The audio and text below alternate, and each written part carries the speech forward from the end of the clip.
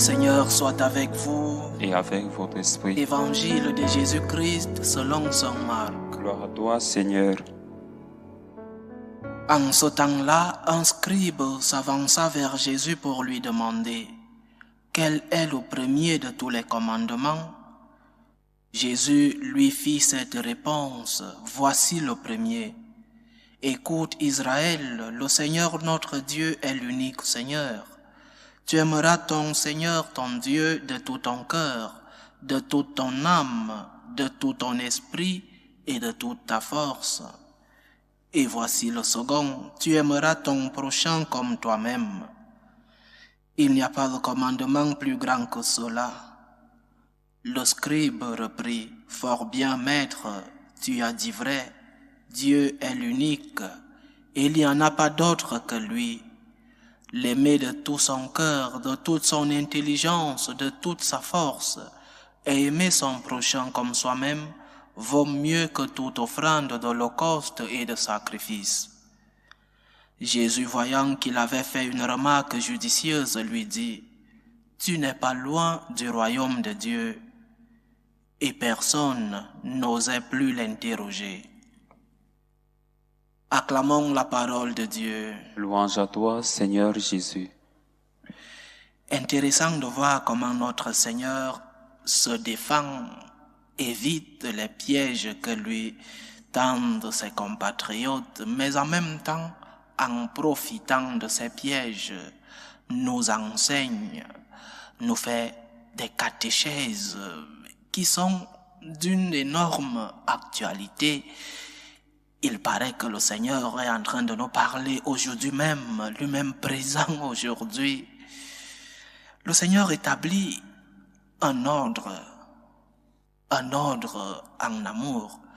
Cette norme est celle que l'Église maintient et respecte lorsqu'elle parle de la vertu théologale de la charité. Quand nous parlons de charité, les gens pensent que charité c'est l'amour du prochain. Ce n'est pas vrai. La vertu théologale de la charité a comme premier objectif Dieu. Dieu en premier, Dieu d'abord. Parce que Dieu est la racine, Dieu est la source, Dieu est la force. Il est l'exemple, le moteur. C'est ce que nous rappelle le Seigneur et c'est ce que l'Église enseigne et a toujours enseigné.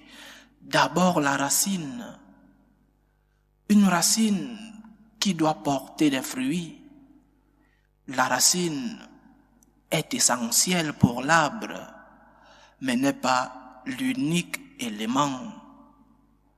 Le fruit que la racine doit porter, c'est l'amour du prochain. L'amour du prochain ne peut exister dans le sens charitatif de la parole que s'il y a amour pour Dieu, que s'il y a motivation religieuse. Parce que parfois il y a des gens qui ne méritent pas notre amour, c'est vrai. Il y a des gens qui nous font du mal. Il y a des gens à qui nous ne voulons pas dire un simple bonjour. Il y a les gens avec qui nous n'avons pas de bonnes relations. Et à cela, comment les aimer? Si nous restons dans le sens de solidarité, comment aimer ces personnes avec lesquelles nous n'avons pas ces bonnes relations? La motivation doit être celle religieuse. Pour toi, Seigneur, je vais aimer. Pour toi, Seigneur, je vais pardonner cette personne qui m'a offensé. Pour toi, Seigneur, je porterai cette personne dans mon cœur. Pour toi, je vais prier pour elle, pour sa conversion. Donc, d'abord la racine. Parce que on peut avoir de la solidarité pour le prochain. Il y a des gens qui ont cette solidarité. Il y a des gens qui vont vers les autres, qui font du bien, qui sont généreux envers les autres. Mais cette solidarité n'est pas de la charité. La charité commence par la racine et finit par les fruits. Donc, ce que nous devons faire, chers frères et sœurs, c'est mettre la racine au départ. D'abord Dieu, d'abord la spiritualité, d'abord la prière, la Sainte Eucharistie, la prière du chapelet, la confession, c'est-à-dire tout ce qui nourrit notre relation avec Dieu doit venir en premier. Le Seigneur a mis un ordre. Tu aimeras le Seigneur et en second lieu, tu aimeras ton prochain. Parce que nous ne pouvons pas penser que nous aimons Dieu si nous n'aimons pas le prochain, chers frères et sœurs. Ces deux choses sont la charité. La charité n'est pas l'amour du prochain, ou alors n'est pas que l'amour du prochain. La charité, c'est l'amour de Dieu, et pour Dieu, aimer le prochain. Et ces fruits seront différents, dépendant de la personne et des besoins de ces personnes. Il y a des personnes qui ont besoin de notre pardon. Il y a des personnes qui ont besoin d'un sourire, d'une présence physique, de la patience, et d'autres qui ont besoin d'une aide matérielle. Mais tout cela doit être fait par amour pour Dieu et pensant à ce prochain. Et avec nous-mêmes, nous devons être charitables avec nous-mêmes. Si tu prends soin du Seigneur, le Seigneur prendra soin de toi.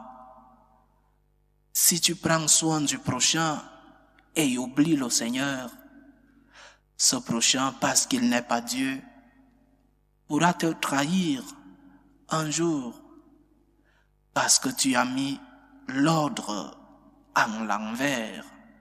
D'abord Dieu, par amour pour Dieu, pour toi Seigneur, je vais aimer. Parce que je t'aime déjà, tu aimeras ton Seigneur. Parce que tu aimes le Seigneur, tu aimeras ton prochain.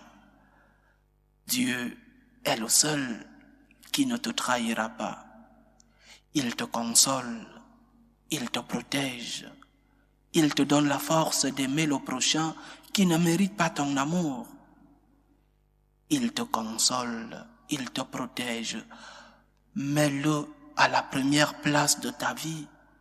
Que Dieu soit celui-là qui est le centre de toutes tes initiatives, de tous tes projets, de tous tes amours. Que le prochain ne soit pas celui-là qui fait tourner ta vie. Seul Dieu est Dieu et seul Dieu doit être en premier dans notre vie.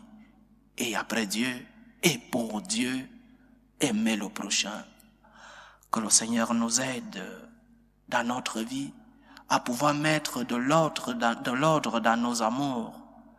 Que le Seigneur qui a établi cet ordre, Dieu d'abord, et après le prochain nous aide à pouvoir aimer pour lui, pour toi Seigneur, par gratitude, parce que tu m'as déjà aimé, je vais aimer mon prochain. Loué soit Jésus-Christ.